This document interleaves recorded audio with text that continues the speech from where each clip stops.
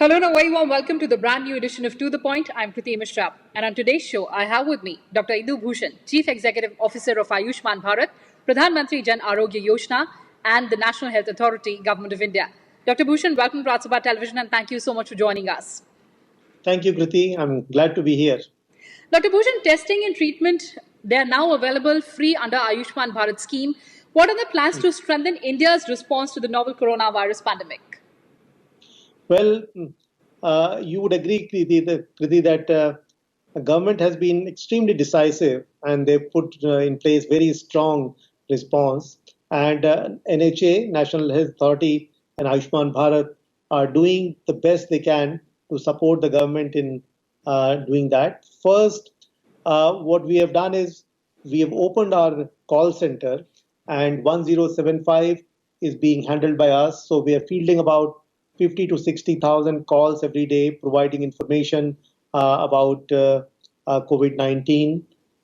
In addition, as you mentioned, that we have now included testing and treatment packages in Ayushman Bharat, and there Ayushman Bharat will have to play a major role because we will ensure that poor people, people who are vulnerable and need help, they don't have to pay and they don't suffer because of the cost of testing or treatment.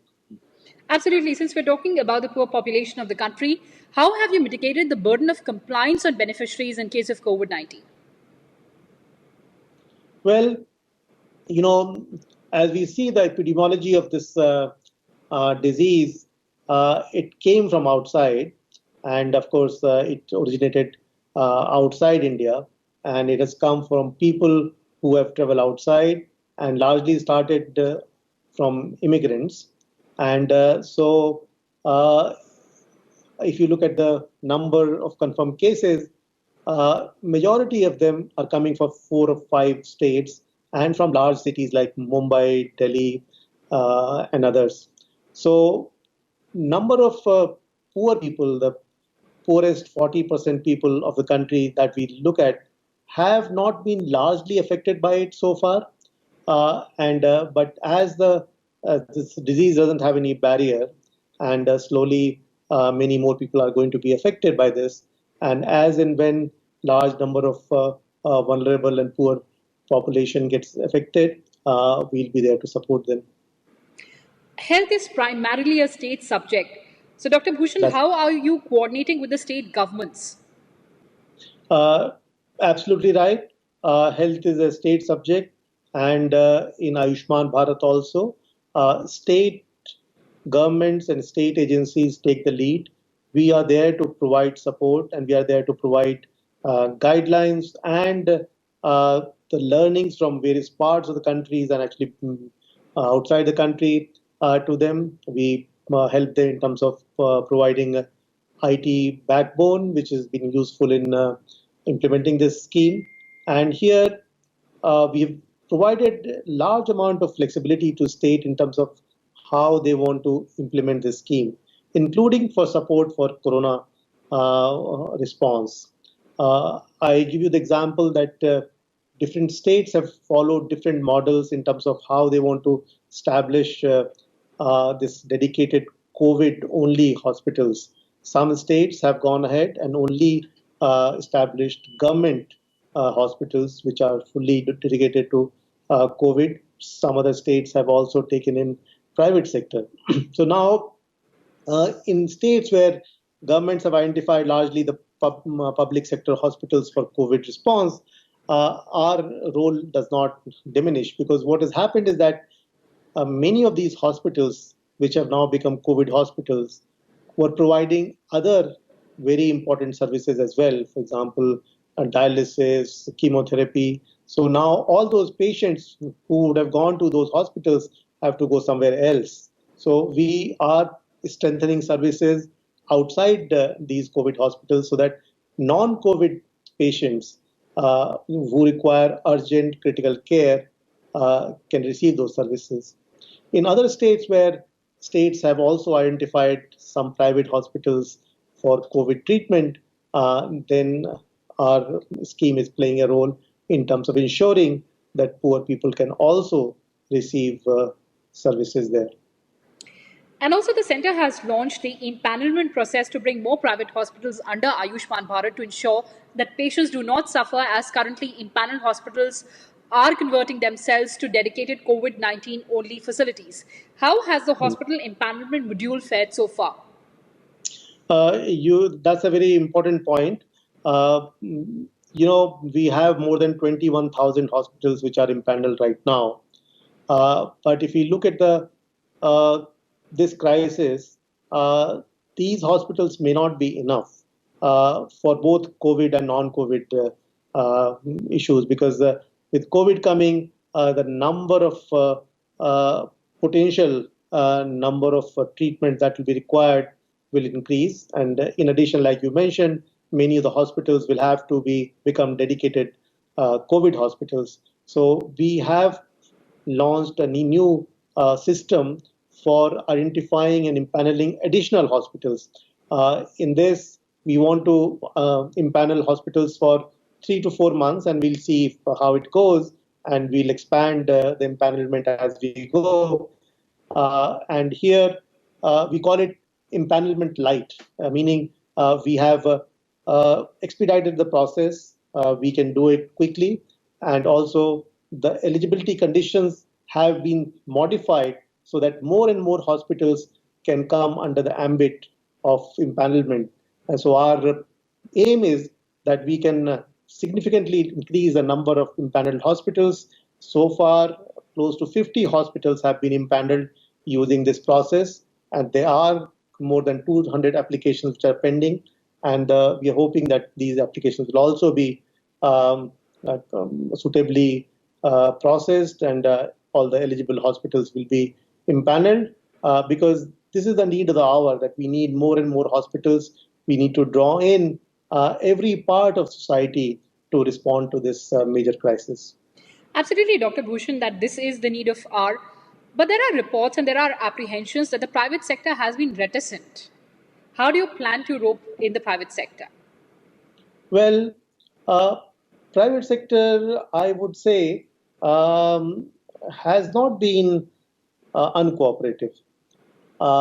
They have some problems. If you look at from the perspective of the private sector, what is happening is that in private hospitals, the footfall have gone down quite dramatically, because people are afraid of going to hospitals.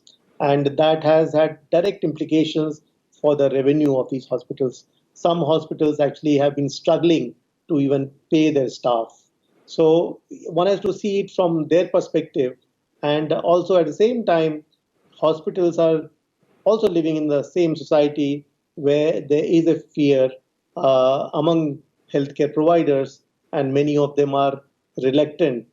I'm not saying all of them, some of them are reluctant to be associated with COVID 19. But at the same time, you would see so many stories where private sector have come forward in a big way and supported this response, and that has been very gratifying and heartening to see. So we have to see the problems that private sector is facing. One, I was saying the diminishing revenue. Two, some opposition from some healthcare providers in some cases, which has been a problem. And also because of lockdown, some hospitals have complained about the logistic issues. So we have to support them, and in this fight, we are all together. So hopefully, we will be able to resolve many of these problems the private sector have to support this response. And I'm hoping that not only treatment but also testing, private sector will continue or will play bigger role. Right now, if you look at the number of testing that is being done in the country, less than 10% of those are being done in the private sector. Yes. And the private sector has the potential to expand it many-fold. So here again, we'll be looking forward to having a greater participation from private sector.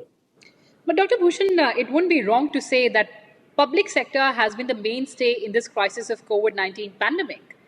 What kind of Absolutely. response do you anticipate now from the private counterparts? Well, public sector has been at the forefront. They've been first one to put in place very comprehensive, very decisive framework for responding to this crisis. And there has been genuine attempt to co-opt the private sector, and we are seeing some results. And hopefully, they'll also be fully on board. And when I talk to the private sector, they are also very keen actually to participate. Many states, one private sector company has come and provided free sanitizers for the whole state, and Uber has come and provided free transport for healthcare workers. So there has been actually quite a strong response from the private sector, as we've seen, but it can become even stronger if we can address some of their problems. Absolutely. And taking a cue from what you said about Uber, of course, we understand that the National Health Authority has inked a pact with ride-hailing app Uber to provide transport services for frontline healthcare workers involved in treatment of COVID-19. But how do you further plan to ease or ensure ease of mobility? Well, we are actually now we are hoping that other players like Ola and even other companies will come forward and provide this kind of support in coming days. And we've been in touch with many other private sector players as well, and hoping to get their support and buy-in for this response. So, Dr. Bhushan, what are your plans to implement telemedicine and other digital health applications to cover up the shortage of doctors in this period? Kriti, in Ayushman Bharat, we cover inpatients. So, in that sense, telemedicine is largely for outpatient and for consultations. But telemedicine actually holds a lot of promise for a country like ours because, as you know, that the number of doctors that we have are fewer than what we should have. And more than that, the distribution of these doctors is not even. And rural areas and tier 2, tier 3 cities tend to have a smaller number of doctors. So with the telemedicine, we can improve the access to services, access to healthcare in a big way. So we are actually supporting some effort in terms of building the backbone for telemedicine. But for our project, our scheme, we want to use telemedicine more in terms of second opinion. For example, a patient goes and in a hospital, the patient is advised that person has to go through chemotherapy. It's a very expensive procedure, and we've seen that if there is a second opinion which has to be sought, and if we can send all the material, all the diagnostics and all the medical records to another group of doctors who are highly qualified, and they can go through it and see if the proposed treatment is right or not. So that kind of telemedicine where we will be taking second opinion, and that will improve the quality of care. And sometimes it can be that the bad quality of care is more harmful than no care at all. So we want to ensure that we provide right quality of care and also can reduce in some cases, abuse as well. Because, for example, a person goes and he or she is advised stent, and whether the stent is needed or not, that can be reconfirmed with a second set of professionals, and they can look at the medical records and see if the proposed intervention is justified or not. So we'll be doing that. Also, we want to use telemedicine for medical audits. Once the procedure has been done, how it was performed, whether it was justified or not, that can also be done through telemedicine. So we'll be working with telemedicine. We'll be providing the digital platform for telemedicine, and we see the huge potential of telemedicine in this country. Absolutely, sir. You've also gone on record to say that sample collection in India needs to be done in a way that stigma can be avoided. So, how do we Mhm. think we need to rework our collection strategy in case of COVID-19?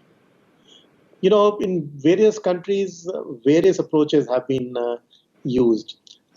In some countries, including South Korea, Singapore, even in Middle East, there have been drive-in collection centers. You go in your car, you've rented a car, or you just drive in, and they take the sample, and you come out. No one knows that you have been tested. Of course, in the long run, we'll have to get away with from this stigma. We don't need to hide this disease because this is not a disease that one should hide. It's like, of course, a slightly more serious form of flu.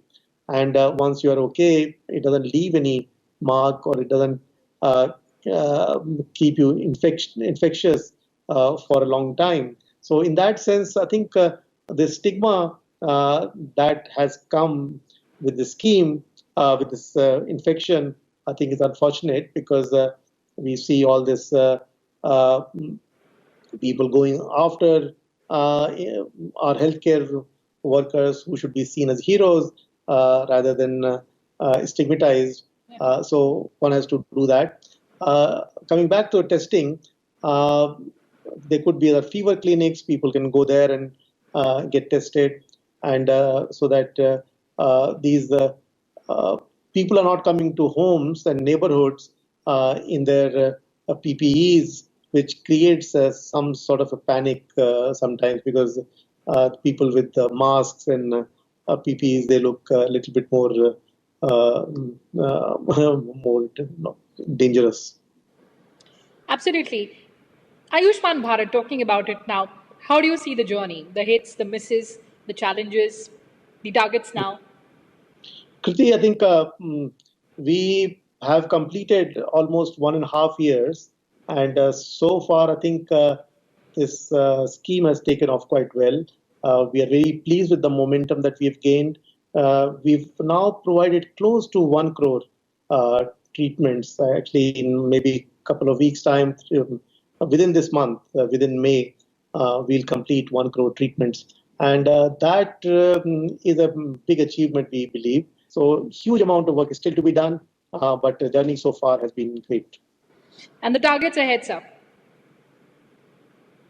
Well, the target ahead is that we make it a truly national scheme with all states on board and the national portability working well, and all top 200 hospitals are part of the scheme. Right now, slightly more than half of those are part of the scheme, and we were providing before the lockdown about 25 to 30,000 treatments every day.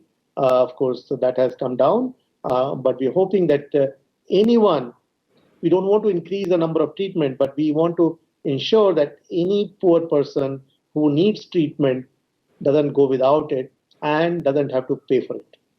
Absolutely, sir. You mentioned about the states and states coming on board. Now that the Delhi government has said that it would implement Ayushman Bharat scheme from the fiscal year 2021, changing its stance from enforcement of the scheme in the national capital earlier, what would it mean for the people of Delhi? Well, it's a huge win for people of Delhi. First, they will get access to Ayushman Bharat. Second, the hospitals in Delhi. As you know, that Delhi is not only the capital of the country, but it's capital of medical support too. A lot of people from around the city come to Delhi for healthcare treatment, healthcare support. And so all these hospitals can be on the platform of Ayushman Bharat, and people around Delhi who need support for tertiary care will be able to use these facilities here. And people in Delhi can use services not only in Delhi but also anywhere in the country. And so, in that sense, it's a win-win-win situation where people of Delhi, hospitals of Delhi, and people around Delhi, all of them will be benefiting. Absolutely, Dr. Bhushan, and we do hope that your endeavor in this fight against coronavirus that also ensures that we emerge victorious out of this situation. Thank you so much for joining us and talking to Rajya Sabha Television, Dr. Bhushan.